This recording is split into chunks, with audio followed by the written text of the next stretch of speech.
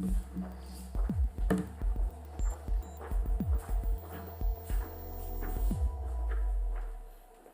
be seated.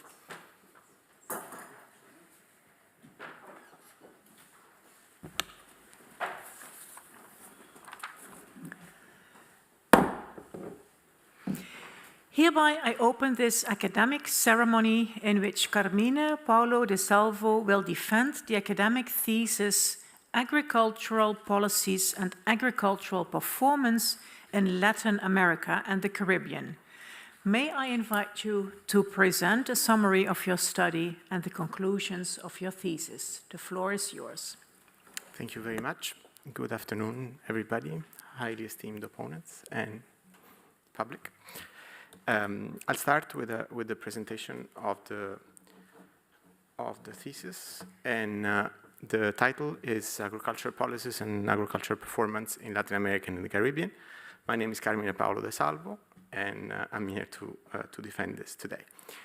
Just a quick presentation about myself. I work for the Inter-American Development Bank, and I'm a rural development specialist, so I'm basically working in Latin America and the Caribbean on agricultural policies, and also working on a system, a database that follows agricultural policies in Latin America and the Caribbean in a comprehensive way using the producer support estimate methodology that basically monitors and quantifies agricultural policies in different countries in the world.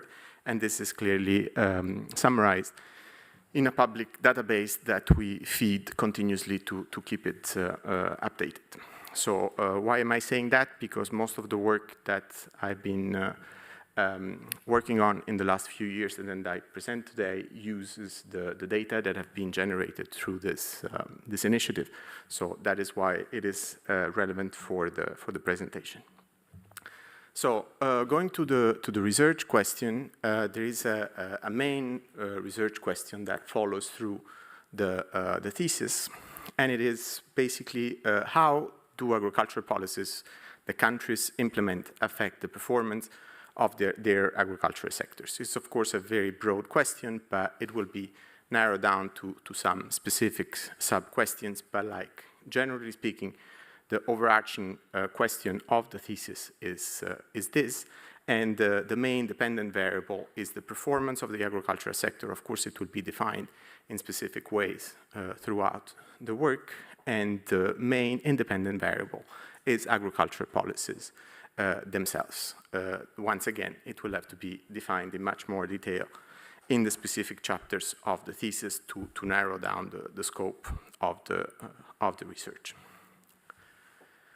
Going at the sub-questions, as I said, we need to narrow down the scope, and there are some certain sub-questions that are addressed throughout the different chapters. The first one is how does the mix of agricultural policies the countries implement affect the performance, and the second one is how do specific interventions implemented in specific countries affect agricultural performance. So the first one is a more general cross-cutting question. The second one is much more tailored and basically is the application of impact evaluations of specific interventions in the agricultural sector. What is interesting as well is see how the specific applications of the question apply and fit into the more general framework that I have developed through my thesis. Finally, an addition that doesn't respond directly to the questions mentioned above, but rather tries to explain why certain policies are implemented is on political variables that affect the implementation of agricultural policies in the region that is studied. A question that is important to clarify is the relevance of this research, and the answer to that is, to the best of my knowledge, that the questions that I've mentioned are relevant for local, national, and international policymakers, as well as to the scientific community to basically add scientific knowledge to the effectiveness and the relevance and the consequences of applying certain political certain policies, certain agricultural policies to the sector and to the livelihood that is related to the people that work and live of agriculture in the world. So basically it can be summarized through 3 points, which is understand the effects of different types of agricultural policies, design more effective policy mixes, and increase the efficiency of public expenditure in agriculture, especially in countries where public fiscal resources are extremely scarce. The book went through 4 different streams of literature that are related to the topic. Here I mentioned just 3 as the 4th one, as in the end was not developed into a specific chapter, but it's related to the more general questions that I've mentioned before. So the first one is the literature on the effects that the mix of the private and public goods provided by agricultural policies has had on agricultural performance. The second one is the literature evaluating the impact of specific agricultural policies and programs. And the third one is the literature on political economy of agricultural policy support. And these are streams of literature that are summarized in the book as part of the introduction to the original chapters that are presented. Here is a structure of the book as it has been presented. The first chapter is on introduction. The second one is the response to the first general question on the effects of public expenditures and how they are related to the performance of the agriculture sector in Latin America and the Caribbean. The third one is an impact evaluation of a trade liberalization, as trade policies are a type of agricultural policy that are particularly relevant for the region, and how that liberalization affected the performance of the sector in Haiti. The fourth chapter is on a different type of program, a program that is actually linked to public expenditure. So it's an evaluation of agriculture input subsidies and its connection to productivity in Paraguay. And the fifth one responds to the last question that I mentioned before on the political economy of agricultural policy. And it's a comparative analysis for Latin America and the Caribbean, because this is an area on which research had been particularly scarce in the region, while it exists in other areas of the world. I'm going to skip, of course, the introduction, because I think I've given you enough general introduction about the book. I'm going to go to chapter 2. Chapter 2 is on public expenditures and the performance of Latin America and Caribbean agriculture. Here, basically, the main distinction that is made in the chapter is between the provision of private goods, defined in an economic way, so goods that are directly appropriated by certain farmers or groups of farmers, and public goods that, generally speaking, can be defined as more non-rival and excludable, and non-excludable, sorry, and that they are therefore benefiting a larger group of farmers or the whole farmers in a certain country.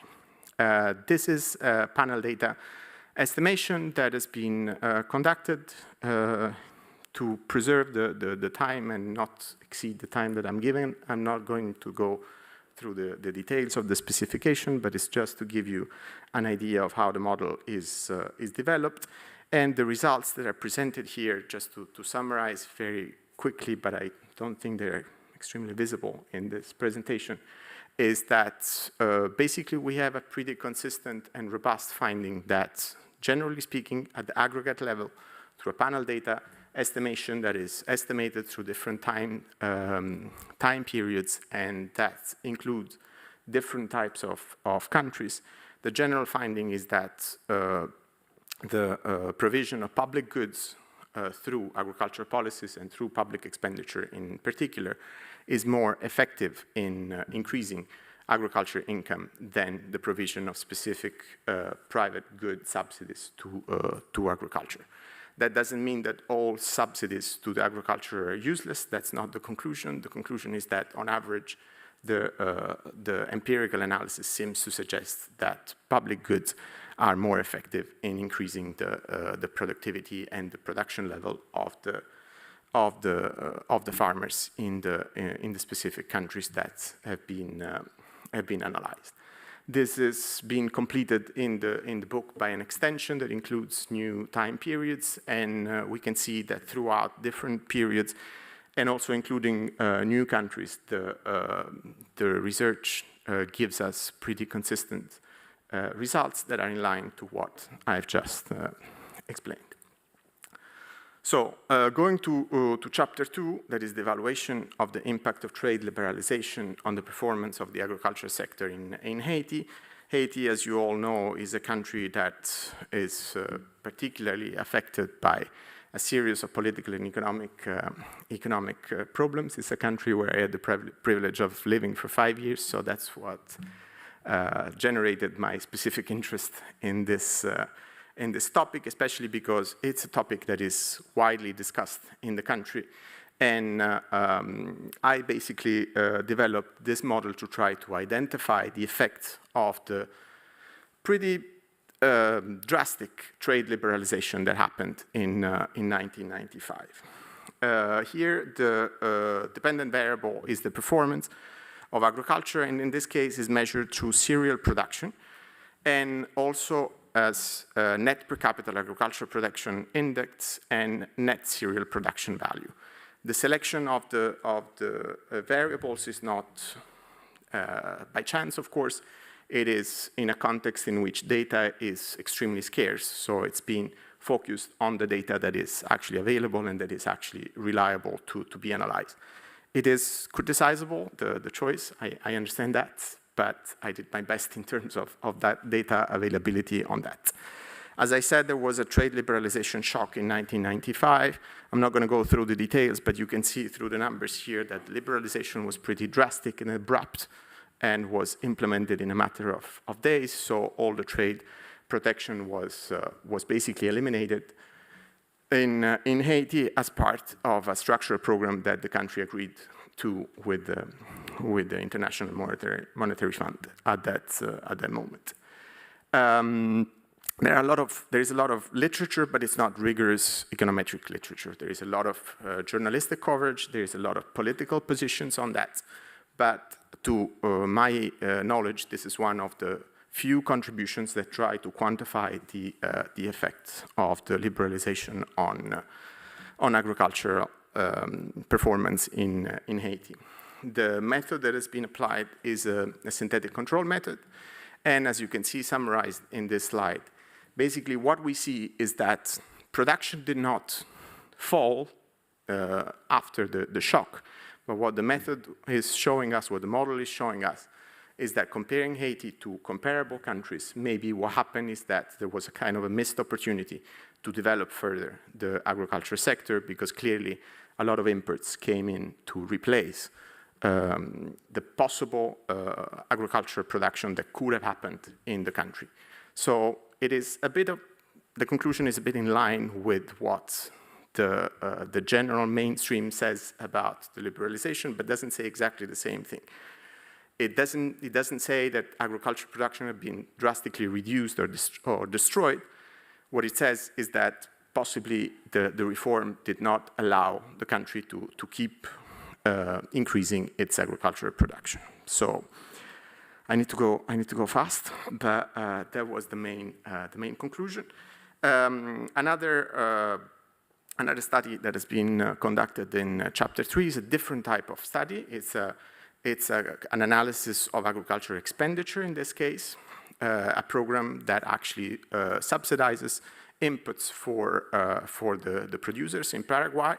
One of the main criticisms to this study is that the program itself is impossible to identify it specifically, because it's based on a series of surveys that have been given to the farmers by the government, in which there's no specific question on which kind of inputs they're being given, but like it refers more generally to a series of different inputs that have been provided. So it's difficult to identify exactly what is the channel through which the intervention works. But what is interesting here is that I have performed basically a a propensity score matching methodology to try to understand if those farmers that received some kind of subsidies from the government did better than the others that were not provided this kind of inputs. And to go shortly and quickly to the conclusion, it is impossible to identify an effect. In this case as well, the robust and rigorous analysis goes in line to what is generally said about these programs in Paraguay. So there is a lot of criticism and a lot of doubts about their effectiveness. And it is true that with all the effort, it was impossible to detect an econometrically detectable effect on this provision. So this contributes to the answer to the main questions that I mentioned before. Going to the last chapter, this is the one on political economy. So basically, this chapter tries to close the storyline of the thesis and the analysis, and tries to see what are the determinants that can be identified as for the factors that explain the existence of agricultural policies and the persistence of these policies and these programs in many countries. There is a lot of literature on that. This is not new for the word. There is a lot of literature that has been developed, and Swinen recently reviewed and summarized it in a very comprehensive book. Where there is not a lot of evidence on that is actually in Latin America. It's difficult to find studies that have actually analyzed what happens in Latin America. This one, to my knowledge, is one that contributes a bit to this knowledge gap, and uses, again, the producer support estimate and its different indicators to try to indicate what drives agriculture support in Latin America and the Caribbean. Here again, it's a panel data that has been applied. I'm short on time, but like what I can tell you quickly is that on the economic analysis, on the analysis of the economic factors, the results are extremely in line with international literature. So we see, roughly speaking, that where the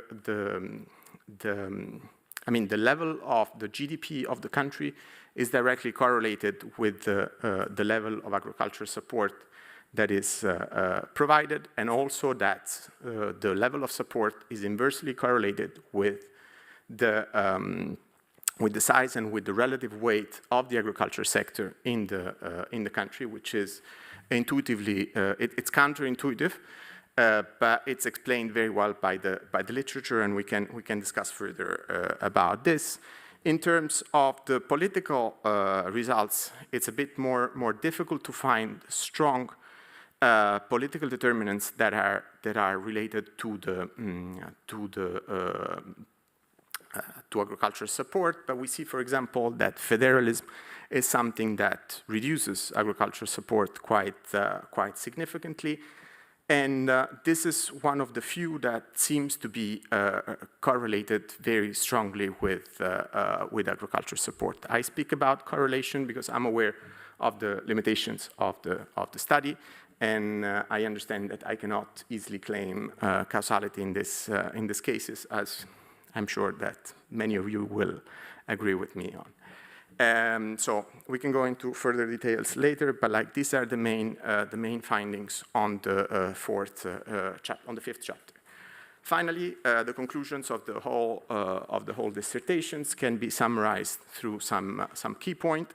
There is some robust aggregate evidence on the superior effects of investments in public goods on agricultural performance, as I mentioned at the beginning.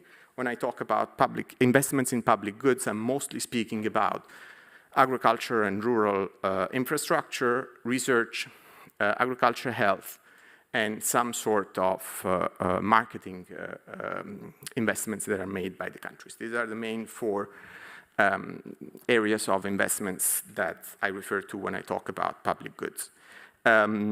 These findings are supported through the specific cases, through some of the specific cases that have been presented, mostly by the Paraguayan case. This, of course, and I want to be clear on that, and I'm very clear on that when I speak to government officials in particular, that cannot be a generalized finding on the fact that all program incentivizing private farm investments are useless. That is not the conclusion. What the conclusion is that on average they seem to be less effective than other types of investments, and that's what we think that should be the message that comes out of this dissertation. Finally, of course, more research is needed to strengthen this evidence, and I hope that several public universities and governments keep funding this kind of research, because I think it's extremely important to define agricultural policies in the world. There is one big missing factor that is becoming increasingly important in this dissertation. I have not talked about any environmental effects. I'm aware of this limitation. It is the frontier of the research. I think there is much more to be done on that, and I hope to be working on that in the coming years. So thank you very much. Thank you very much for your presentation. For laymen like myself, a very important crash course on agricultural policies in Latin America and the Caribbean. Thank you for that. We will continue with the opposition, and please allow me to share a word of caution here, because we have the pleasure of welcoming 6 different opponents. So that means that we have a maximum of 7 minutes, including question and answer. So if you could be mindful of that, we make sure that everyone gets to ask his or her question. The opposition will be opened by the chair of the assessment committee, Professor Monen, and he is a professor emeritus of the econometrics of technical change at UNU Merit. Thank you, Prorector. Dear candidate, congratulations. It was a great pleasure to read your thesis. It's also not my topic, and I learned something by going through your thesis. I want to ask you questions concerning Chapter 3, so about the liberalization in Haiti.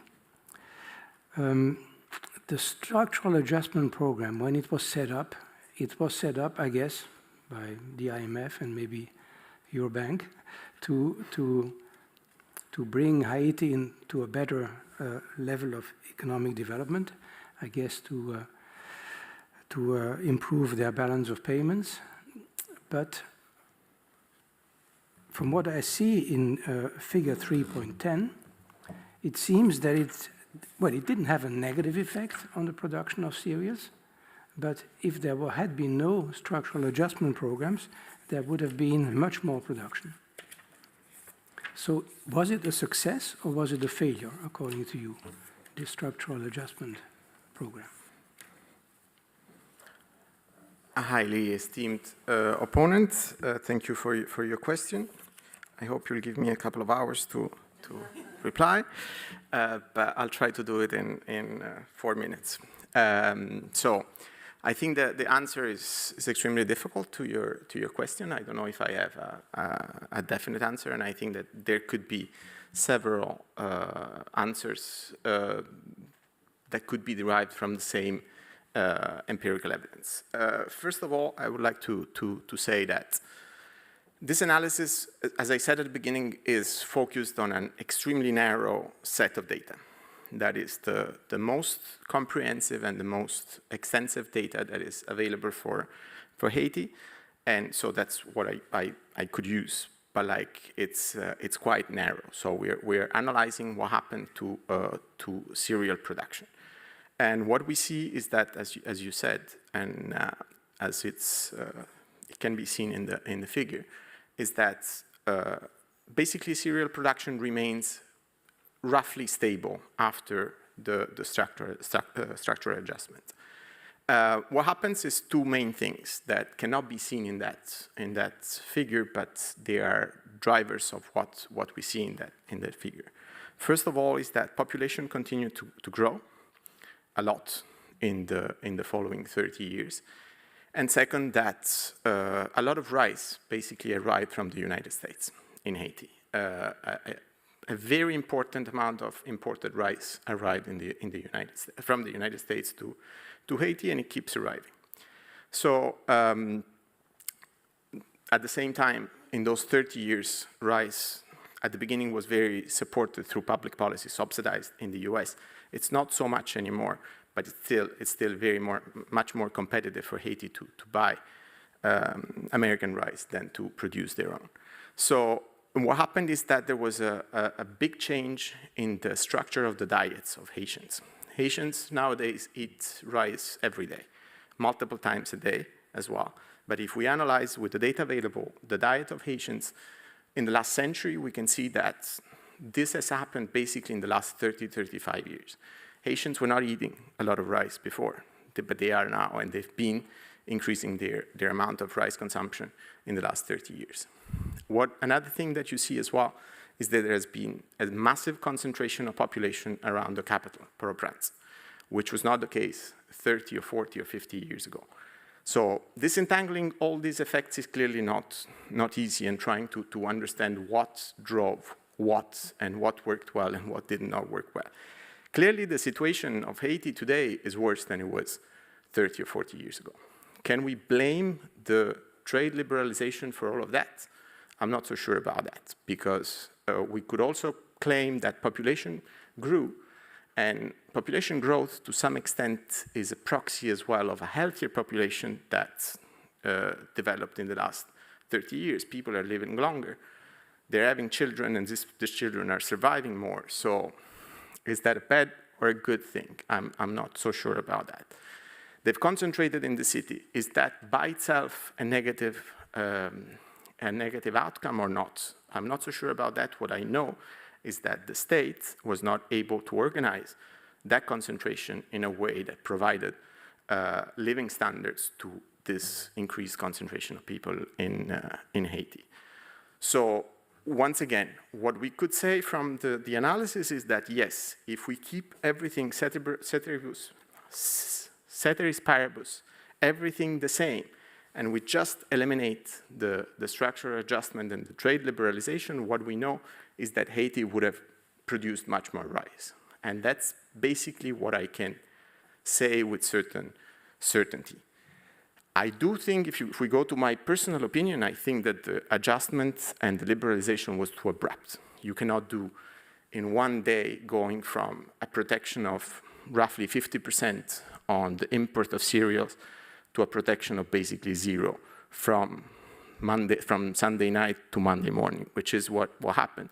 And I think that even those who proposed that at that time, led probably by a bit of too much ideology on that, regret that choice. So I think that summarizing my answer is that I would have possibly done it, but in a much more gradual way, and trying to see how little steps would have worked. It is also true that in such a context, you can maybe implement a reform like that in one night, and if you start to do it over 20 years, you'll never do it. So there are other factors that work as well in that context. I hope I gave some kind of answer. Thank you very much. It is my great pleasure to welcome the next member of the assessment committee who took the time to join us this afternoon online, Dr. Geoghegan, postdoctoral researcher at the Moore Institute, University of Galway. The floor is yours.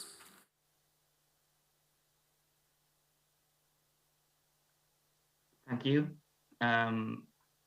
Dear candidate, I'd like to commend you for the quality of the thesis. I think it has some very high quality analysis, and I think it represents an important contribution to the field. I'd like to ask a question about chapter 1, the public expenditure and performance of Latin American and Caribbean agriculture. So one of the results of this chapter is summarized as that diverting taxpayer funds from public goods to privately internalized subsidies decreases farm sector performance. How do you think that this result relates to the existing literature, and what will be the policy recommendations arising from it? part, yes. In the middle, I had a moment in which, honestly, I didn't understand. Okay. Could you rephrase it again? Sorry for the confusion. Okay, sorry.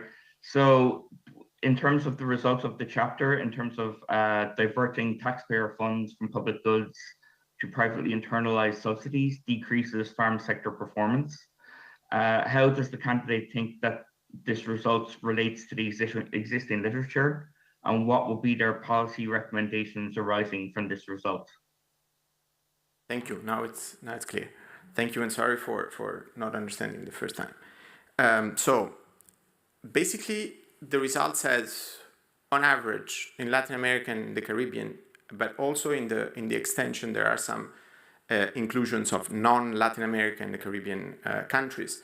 The results are still robust and clear in that respect, that on average, the provision of public goods is superior in terms of improving agricultural performance. And here, agricultural performance is measured as agricultural production per capita. So once again, and I'm clarifying that because it relates to the last point that I made in the conclusions. Like, we're not looking at environmental impacts here. So that's another complication factor that I think will have to be taken into account in the future, especially because we're seeing some worrying trends on deforestation. So I think that is something that will have to be taken into account in this case. But if we look strictly at increasing the value of production per farmer, I think that it's pretty clear that providing public goods is superior to the provision of private subsidies. Why? Because these are clearly alternative solutions. Public budgets are limited by definition. So by providing certain things, countries cannot provide the other type of support, and one has been proved to be superior in terms of outcomes, in terms of increasing agricultural production. So the recommendation clearly would be to try to move as much as possible to the provision of public goods. And as I said before, I'm referring to research, I'm referring to sanitary and phytosanitary systems for the agricultural sector. I'm referring to public infrastructure, irrigation, rural roads, electrification of rural areas. All this kind of infrastructure clearly seem to have to be part of those interventions and investments that work better than other interventions. Of course, I understand that certain other market failures are important to be addressed, and they can be addressed mainly by the provision of certain private goods in certain specific cases. So in these cases, that's where impact evaluations of specific interventions come into the game, and I think they're very important, because when you have to allocate limited resources on private good provisions, you need to be sure that you're allocating them to the private goods that are the most effective for the purpose that you're trying to achieve. So it's the combination of these two things, trying to prioritize public goods and having a robust system of impact evaluation to be as smart as possible in the provision of certain private goods that could be solving market failures. Once again, I think, for example, there is space for the state to invest in the provision of certain technologies that especially small farmers cannot acquire by themselves, especially where we have public positive externalities, environmental externalities, for example, like I'm talking about the provision of renewable energies applications on farm for small farmers. I'm talking about digitalization services that can connect them better to the markets and reduce as well emissions in some cases. I'm talking about efficient irrigation technologies, like in a context of increasing water scarcity in some cases, especially in the Andean part of the region, where this is becoming an increasingly important problem. I think there is a space for the state to provide certain private goods. So I'm not saying that we should stop providing private goods to the farmers. I'm saying let's prioritize the rest, let's prioritize public goods, and let's be as smart as possible in the provision of the rest. And if we look at the reality, let's say that it's not always the case. I hope I answered your question. Yes, thank you. Then it's my pleasure to invite the third member of the assessment committee, Dr. Dietrich, and he's an assistant professor at UNU Merit. Dear candidate, dear Paolo, also from my side, congratulations on a very interesting piece of work, 4 original research articles that are all very interesting. My question for you is on chapter number 4, or the 3rd paper, where you look at the effects of agricultural subsidies on farm productivity. And in the theoretical framework that you're using, you're assuming perfect competition and sort of perfect markets, in which case subsidies at least partially crowd out own investments in input and lead to a suboptimal allocation of resources. So you have a very interesting, like 2 clusters of farmers. So on the one hand side, these very large industrial farmers, and on the other hand, you have the subsistence farmers that make up, I think, 90% of the sample. So I was wondering to what extent the assumption of a perfect market actually applies to these subsistence farmers, and whether a framework in which you assume that farmers do not have full access to markets would actually capture their reality better, and in which case they are not able to achieve the optimal level of inputs without external help. So I think the first question is whether you could elaborate on your choice. Yeah, esteemed member of the opposition, thank you. And I basically agree with your point. And the point is that, and I will refer to what I said before, the first problem, if we want to call it this way, that we have in this analysis is that it's difficult to understand from the data that the government collects what exactly they are providing. There are certain programs, but they also mix it with other provisions that might not be coming necessarily from the state. So it's to make the question simple is basically asking somebody, have you received something for free related to your agricultural production, or something highly subsidized by the government? And when the answer is yes, and then we use this data to see if they received something or not, it's not possible to detect any improvement in the performance of those who actually received this something. Now, not being able to define what this something is a problem. But like ex post, it's impossible to disentangle what is the what. So we need to use what the survey actually collected.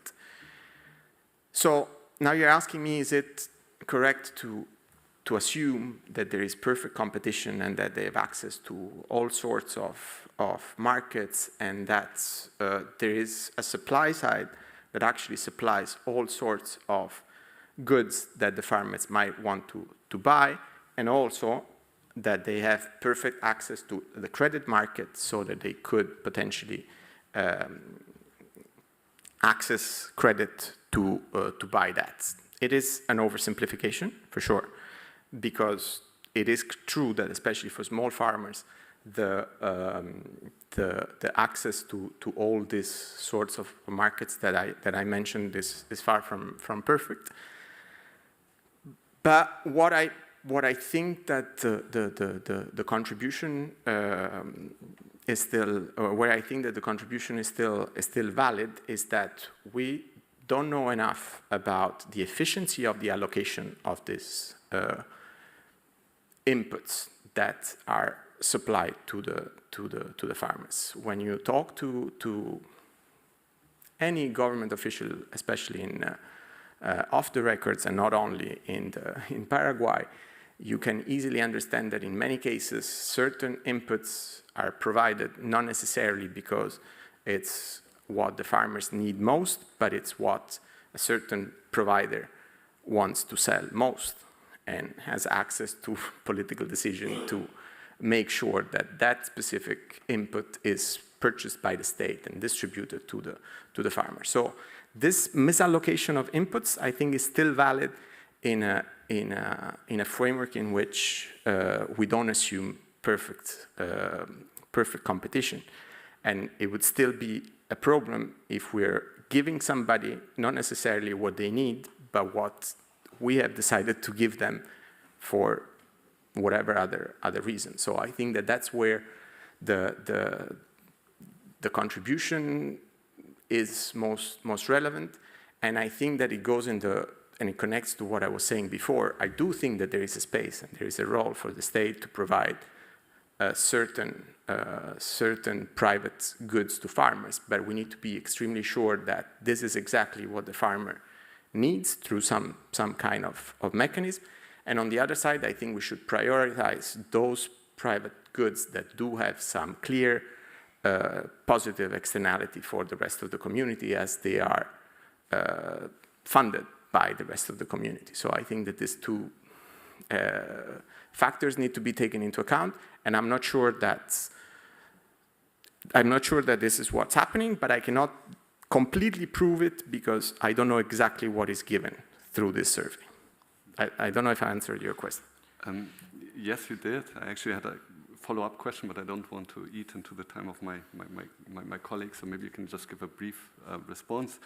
Is that just by looking at the results, I do not see any effect on input expenditure, so there seems to be no negative effect, but there seems to be a positive effect on production. You didn't show it in the presentation, but in the book there's actually a positive result for log production, I think it was. So actually my interpretation was quite positive of the effect, but you draw a relatively negative picture in the conclusion. So maybe you can just very briefly talk about the policy implications. So like, given your results, given the estimates, do you think that the subsidies did work or not? Just a second. So you're referring to table 4.3, right? So it's on page 132, table 4.6. It says value of production, and there are statistically significant positive effects. So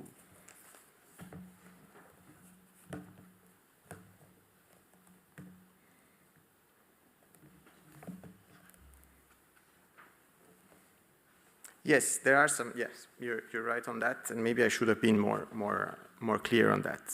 There are certain results that are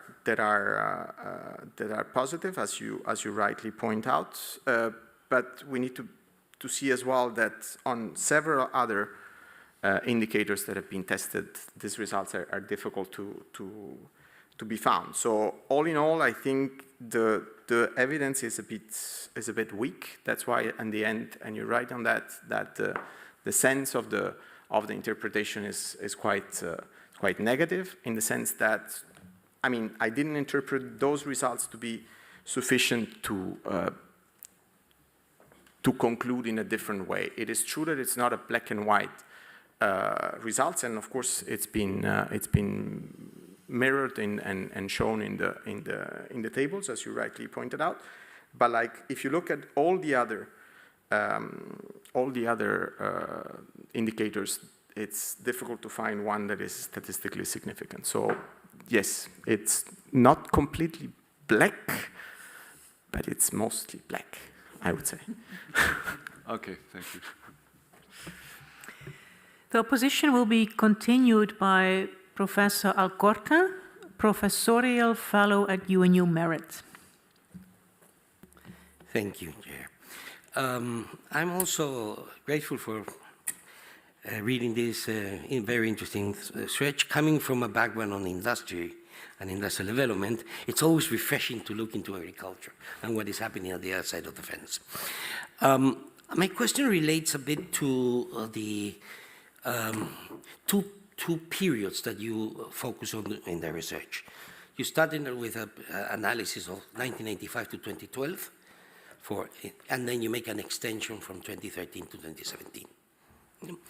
During your presentation, you said that basically the conclusions were the same.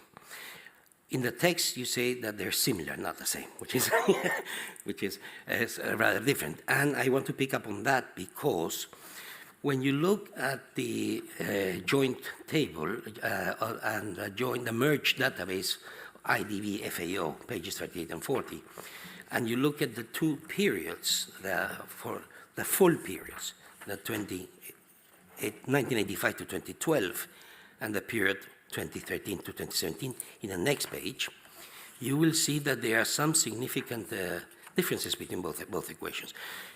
The changes and the signs change in one case, in the case of random effects, the equations are very different. So given those results, wouldn't you, there are two questions here. First question is, what could explain the difference between the earlier period, 1985-2012, and the latter period, 2013-2017, in terms of the differences that you find in the equations? And secondly, wouldn't your conclusions be more nuanced in the case of the latter period? Can you tell me exactly which number you're looking at? Page 38. Yeah. And you get the last column. Yeah. Page 4, which is the same extension.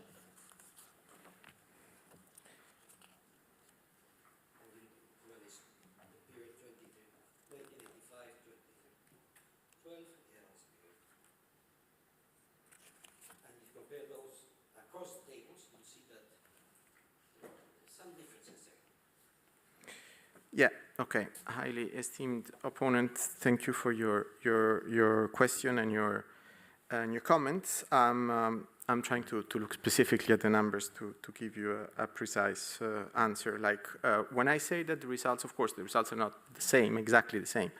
The results, I would say, are consistent with the conclusion, and I refer mostly to two things, which is the fact that the total agriculture spending per capita has, in basically all the estimations, a positive effect, in the sense that basically public expenditure by itself is actually increasing the generation of agricultural production per capita, and this is very consistent throughout the estimations.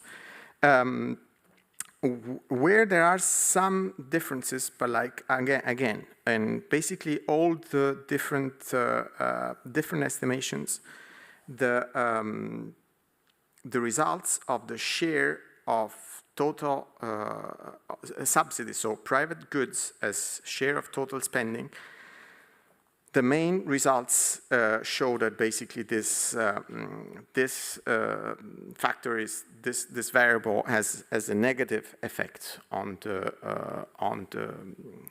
agricultural production. That doesn't mean that the spending on public expenditure on private goods has a negative effect on the value of production. It just means basically that compared to the other part of the total, which is the public good expenditure, this has a less positive effect than the other part of the total, because it's a share of the total expenditure. And if we look at it, like if we look at the period 1985-2012, this result is negative with pretty high statistical significance, and this remains negative in the fixed effect model of the extended one. It is true that it turns positive in the last column. You're right about that, and yes, there might be some further analysis on that result in the random effects. It's not, the last one is not in line, but what could be happening as well is that we need to look at the specific period that we are analyzing. Of course, like we're looking at a very long period of time, about 30 years. There could be some underlying underlying variables that is driving that result, and maybe the estimation would need some extra additional control variables to try to understand what could be confusing the random effects estimation in that case. Just intuitively speculate what could be leading to those results. I'm thinking.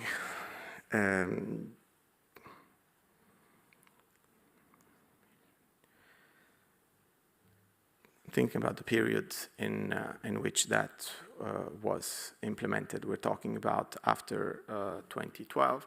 We're talking in a period that was after the increase of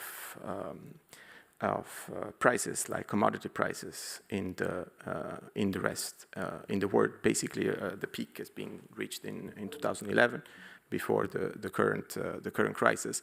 So that could be something that is driving the results in a different way, because for the previous 30 years you've had agricultural commodity prices that have been quite stable and with a downward trend. After 2011, you have an increase in commodity prices, and this I'm thinking live. I'm honestly. This could be driving some differences in the result for the last 5 years that changed the results. But it's what catches my attention is that it happens only with the random effects. If we keep the estimation with fixed effects, the results are very similar to the rest. So the difference should be related to the econometric model rather than the prices in that case. Please allow me to stop you here. Then we still have time also for the remaining two opponents, if you don't mind. Thank you so much. Then we continue the opposition with Professor Ryan. She's an honorary professor at the University of Galway. So, Candidate de Silvo, I would like to ask you a much broader, overarching question. Sorry, a much broader, overarching question. Drawing on the work that you did in the thesis, I think my battery has just died. Drawing on the work that you did in the thesis, and drawing perhaps as well on, you've discussed a lot about the difference between private and public goods provision and funding. If you could distill a couple of policy reforms from your research, what do you think the most important ones would be? Okay, esteemed opponent, thank you for your question.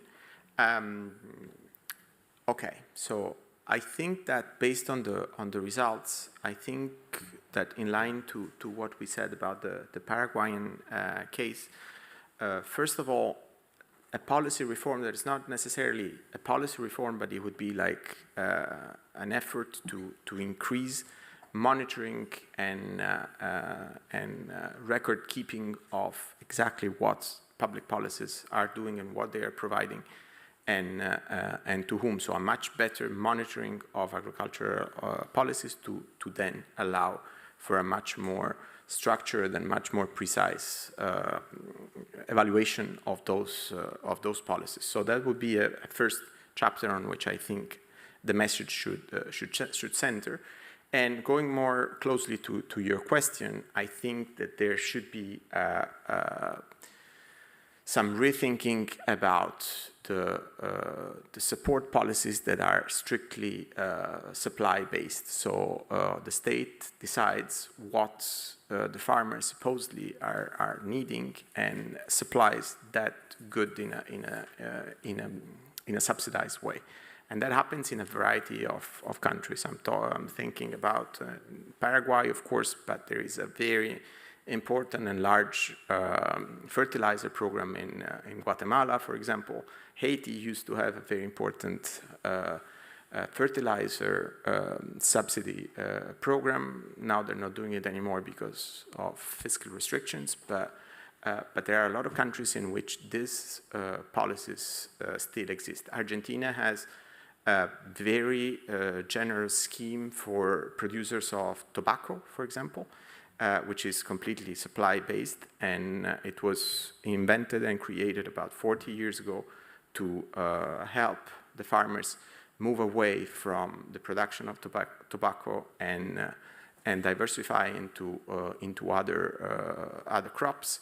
That has never happened, or it's happened, but extremely slowly. I think that this kind of very supply-driven policies are still very, very prevalent, and I think they should be replaced to at least a much more demand-based policies, and as I said, in as much as possible with policies that are related to some kind of at least partial positive externality for the community or for the environment or for social cohesion, but like interventions that go beyond the value of the good that is provided, and that are strictly linked and strictly related to a specific demand from the farmers, which is not the case in many cases. I don't know if it's specific enough to your question. Yeah, no, that's good. So essentially the monitoring and evaluation, and then the incorporation of the value of the public goods somehow as well. Yeah.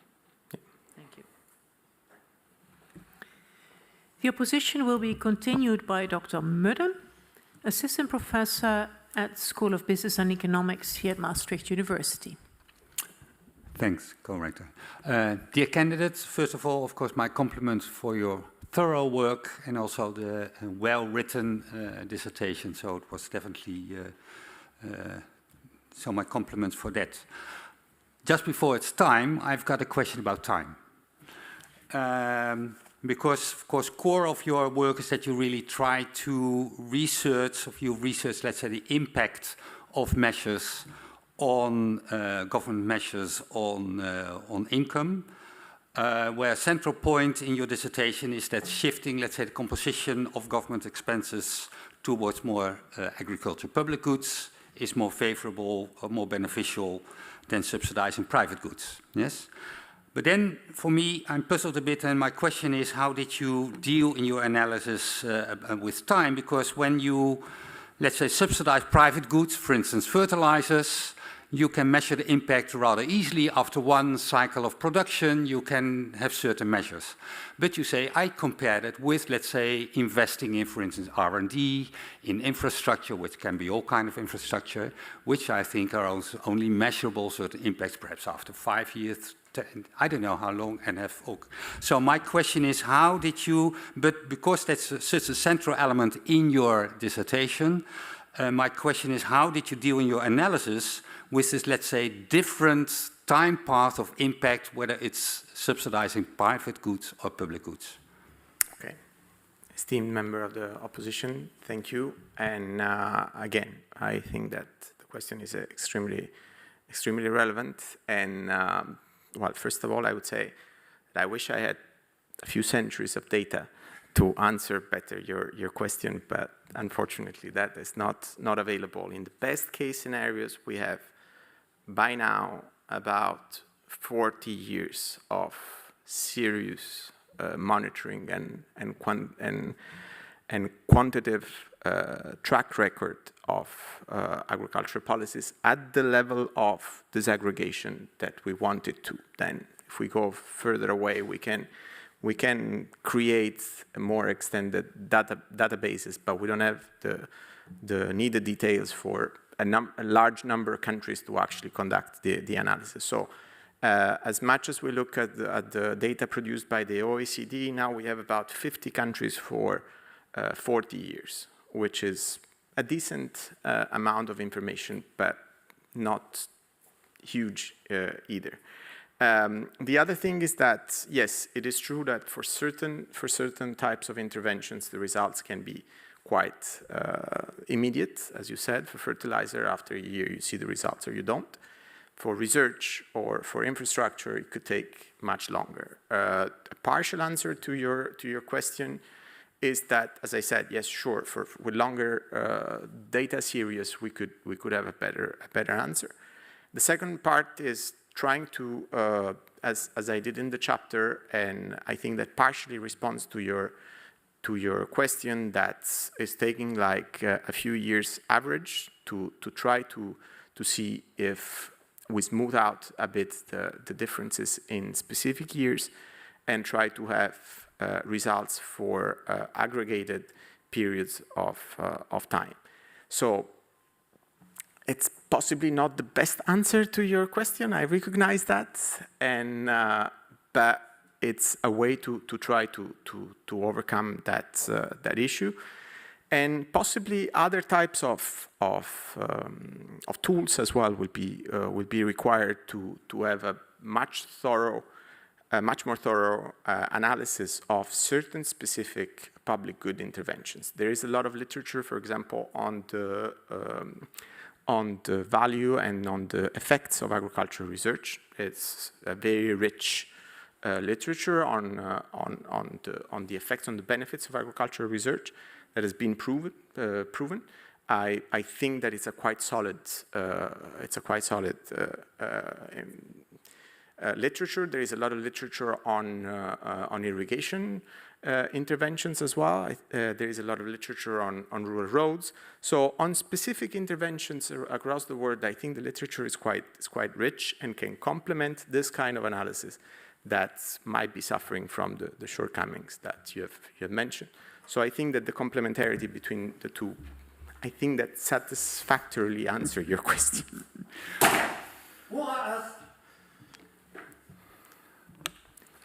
Carmine Paolo de Silvo, the time appointed for defending your thesis has passed. Perfect timing, I would say. The degree committee will now withdraw to discuss the quality of your thesis and your defense. I request that you and your family and friends await the results of our deliberations and our return in this room.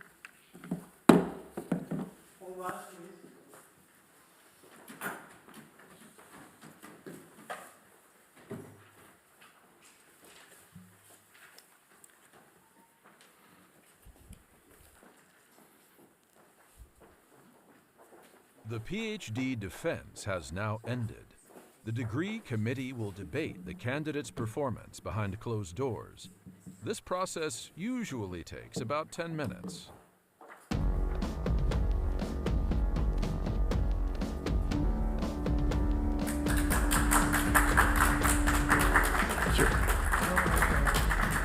Let's see what they say. Before the applause, let's see what they say. Long road to the south side. 7 miles in my rearview mirror, I know what it felt like. My goals only getting clearer, east side to the west side. No place like home, if it's questions that you've got, go the extra mile and die.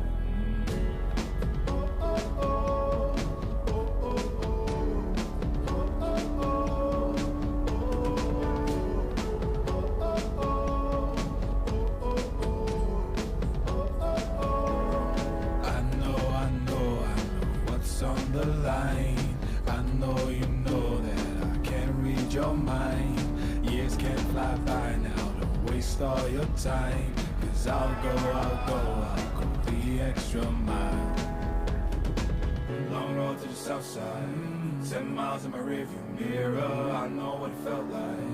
My goals only getting clearer, east side to the west side. No place like home, if it's questions that you've got, go the extra mile and die. On the dash, got my laces tied. Long road, I don't waste no time. Break rules because fate decides. With the team and we chase the light. I make a move, fall down, shake it off. I hate to lose, bad branch, break it off. No room for negativity, praise and love. Prepare for deep part cause we're taking off. Traveling so far from home, gathering knowledge, other connections.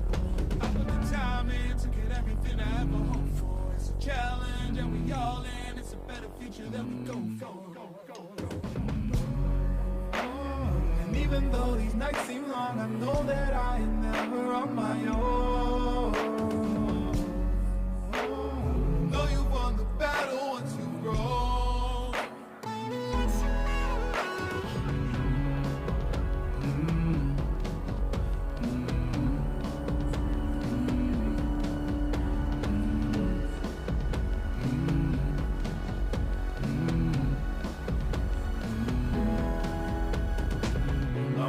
South side, 7 miles in my rearview mirror, I know what it felt like. My goal's only getting clearer, east side to the west side. No place like home, if it's questions that you've got, go the extra mile and that. Long road to the south side, 10 miles in my rearview mirror, I know what it felt like. My goal's only getting clearer, east side to the west side. No place like home, if it's questions that you've got, go the extra mile and that.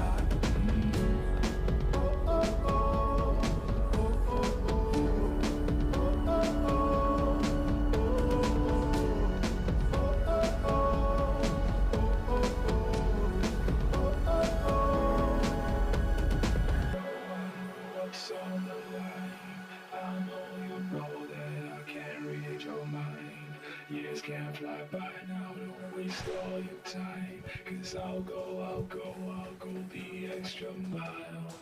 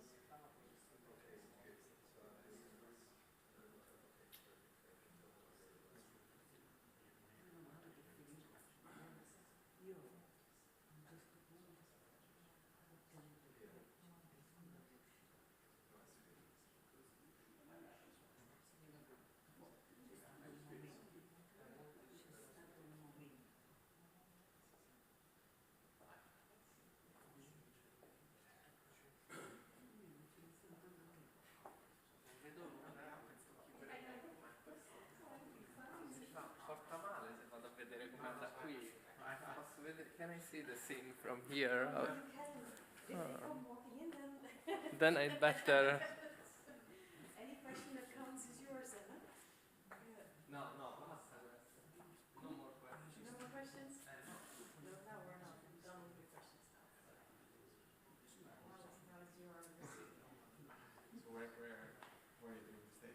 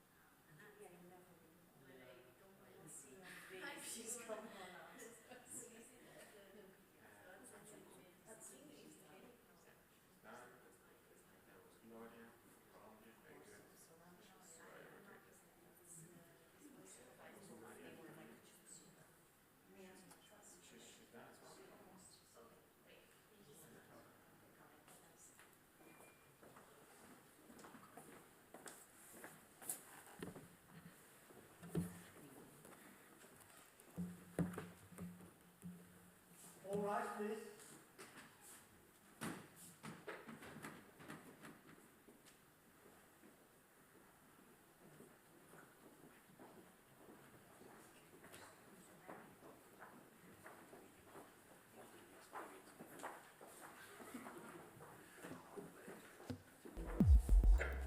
Please be seated.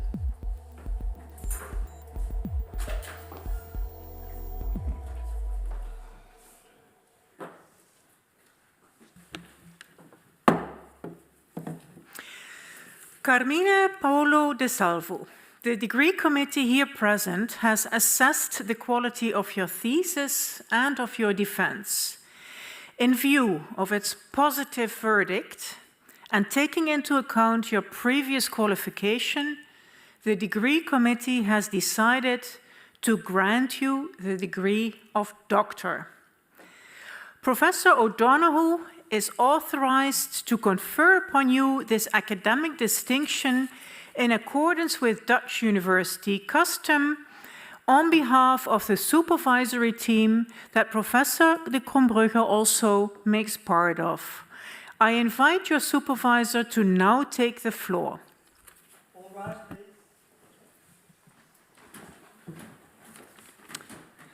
Well done. I've got to ask you a question and then make a statement. So, do you promise to work in accordance with the principles of scientific integrity at all times, to be careful and honest, transparent, independent and responsible? Yes, I do promise. By the authority vested in us by law and in conformity with the decision of the committee here present, I hereby confer upon you, Carmine Paolo de Silvo, the degree of doctor and grant you all rights attached by custom and law. As evidence of this, I now present you with the degree certificate signed by the rector, the secretary and other members of the committee and affixed with the official seal of the university. There you go. Well done. Thank you very much. Take that.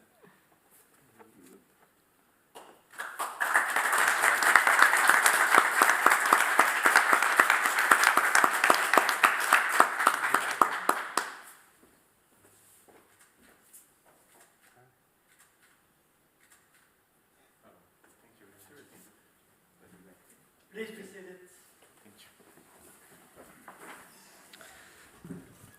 So I've, as customary in a PhD defence as promoter, it's my pleasure to say a few words and acknowledge, I guess, the few years we've been working together on this thesis, and really my congratulations on being successful today.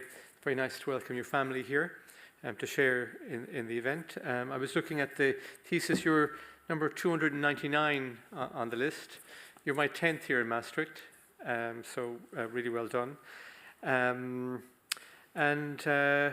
I mean, I think looking at the title and hearing your presentation, hearing discussion today, you work in a very important area, food production, and the policies that impact that, and also the location in the world, which is a big food producer, and a number of countries that are very poor, where agriculture is a very important part of the economy. These are important questions. And I guess you have a relatively unique position. Many PhD students are straight out of college, masters, and they're coming through. You are working in a professional setting. So I guess unusually you have a high-level job which gives you reach and impact. You also came into the PhD with quite high-level skills and really good communications given the nature of your work. So I find that with PhD students often you're building a lot of these skills, whereas with Paolo it was much more strategic guidance and discussion rather than the skills to measure. So it was an absolute pleasure to work with him, and I guess I credit to the program, the GPAC program, which can enable mid-career, early career professionals to develop PhDs, so to I guess get them to enhance and develop their skills, put their knowledge in a single location, and reflect maybe more deeply than they would have a chance to in their day-to-day work lives, to put together a piece of work like this. So it's really good. I see a LinkedIn connection every month. He's presenting to ministers and governors and civil servants and working with them on various projects. So he really has the capacity, maybe more than most, to translate his learnings from his PhD into the real world and to impact on countries that, given the crisis and issues that he referenced, to have an impact on many people's lives. He is a part-time PhD student. He's had a journey. He's between different countries. He got married, and I'm sure he'll be delighted to finish this stage and look to the future in maybe having one or two things in his life rather than this big burden sitting on top of him, which we met every once in a while. So I must say I'm delighted to have worked with them, and I wish you all the best for the future. Thank you, Paolo. Very much. Very nice. Thank you, Professor O'Donoghue. Dear Dr. de Silvo, despite your eloquence and your strong communication skills, we managed to be in time and learned a lot from you. And also on behalf of Maastricht University, it's my great honor to congratulate you today on this wonderful milestone, and I wish you all the best with the degree that you have acquired. I hereby close this session. And I kindly invite you for the reception afterwards in this rafter on behalf of you. Before we go there, we would like to take a picture here, also with our online opponent present, and then we shortly move to the stairs to also take a picture there, and then we invite the company to the reception on your behalf. Thank you so much. Thank you, everybody.